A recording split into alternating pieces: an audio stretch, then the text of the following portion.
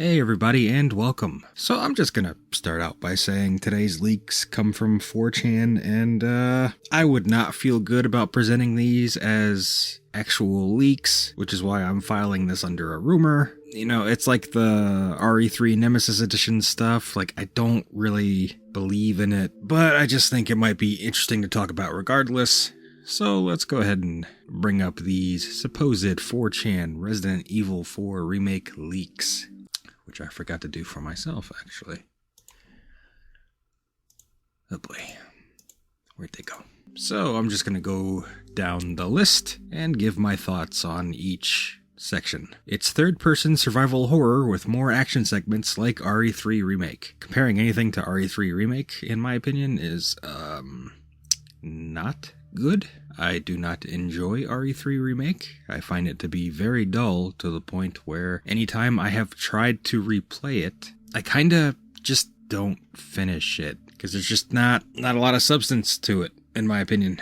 But, brushing that specific comparison aside, adding more horror into a RE4 Remake would definitely be welcome. OG RE4 always felt too actiony for me, aside from the opening village and then any section with the regenerators. Even the Verdugo fight, to me, always felt more actiony instead of... I know a lot of people find it scary, and I can see why, I can understand it. Just for me, it just always felt, you know, actiony as opposed to scary, but that's very subjective. Next up we have, Lewis has more plot relevance, and he'll get a full character rework like Carlos in RE3 Remake. And, I mean, hopefully not a full character rework, because Lewis as he was a great character. He absolutely needed to be shown more and be given more to do, maybe even be made playable. Like, that's really the only thing the character was missing, because we don't really get to know him all that well, but, I mean, come on, he was so memorable in OG RE4. So yeah, if true, that to me is, you know, exciting, with the asterisk of being, Capcom, don't ruin his character.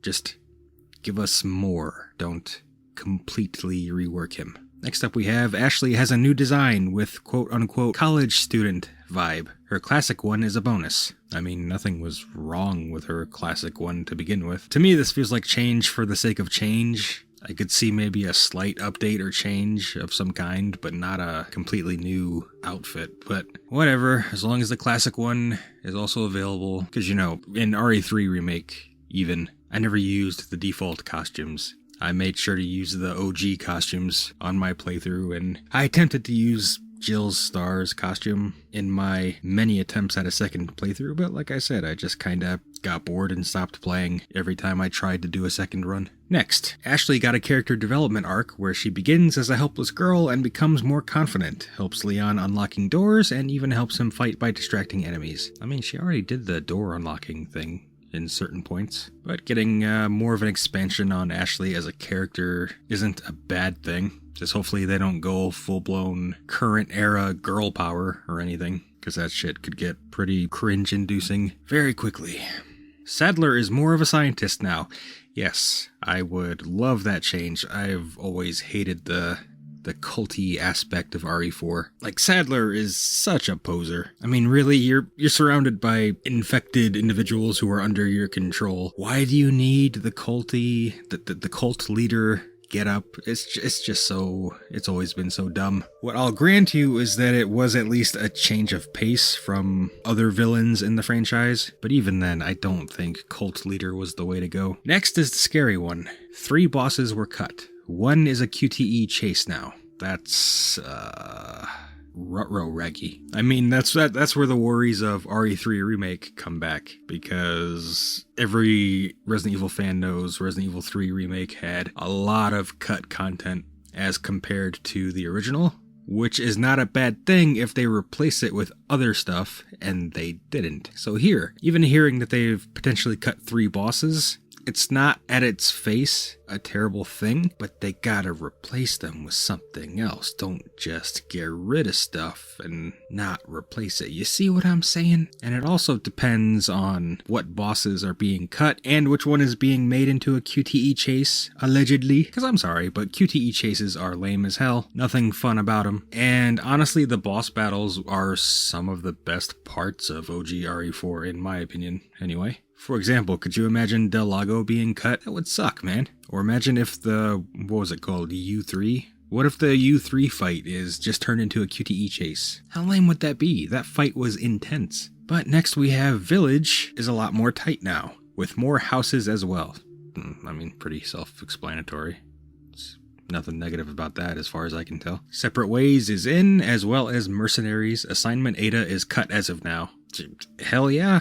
I mean, Assignment Ada, it was made non-canon as soon as they decided to make Separate Ways. Or maybe it was always non-canon, I don't remember. So Assignment Ada isn't necessary at all. Separate Ways and Mercenaries. I mean, again, this goes back to you don't want to cut important content and not replace it. Assignment Ada, never been essential. I'm sure a lot of people found it fun. I played through it once, I think.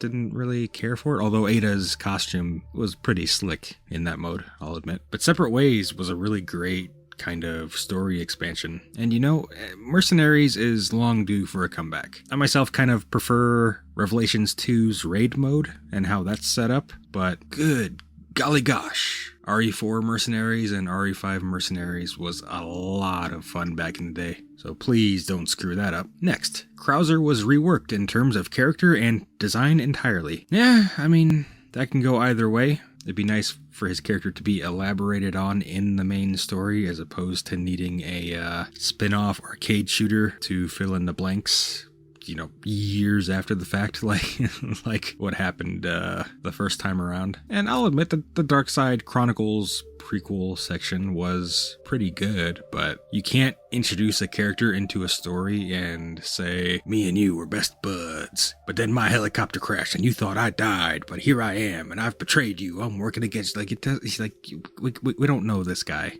You're telling us Leon knows this guy. We don't know this guy. That's what matters. You know? I don't know. I just hope Krauser's done well. Next we have Final Boss is not Spider Saddler now. I don't really know what to say to that. Makes you wonder if Spider Saddler was cut or if they've added something extra after Spider Saddler. I don't know. This one is too vague to really go off of. I'm not particularly fond of the Spider Saddler fight. I wouldn't say I think it would need to be cut entirely, maybe reworked a bit, but I don't know. And then the last point, which just, it's just so goofy. The Twitter leaker is bullshitting fans. Capcom's not happy about how he spreads false info about their products. It is like, this feels like this person is saying, don't trust that other leaker, I'm the real leaker, they're a fake leaker. It just, I don't know. It just adds to the goofiness of 4chan leaks, you know. I mean, maybe it's just me. But 4chan leaks always just make me groan on the inside when I hear about them, and I'm like, especially now that I have a YouTube channel, I'm like, I guess I should maybe talk about this, but should I though? I don't know, but I figured maybe some of you guys hadn't heard about this stuff, and even if you had, maybe you'd like to discuss it in the comments below. I don't know. But yeah, I'm very curious to hear what you guys think about all this. How would you want these to be implemented if this is even real, which is just very, very slim chance this is real. I'm just gonna tell you right now. But hey, don't let that stop you from theorizing and speculating, because that's the most fun part of being a fan of something. But that's all I got for you guys today. I'm baffled, and I hope to see you guys next time. Bye.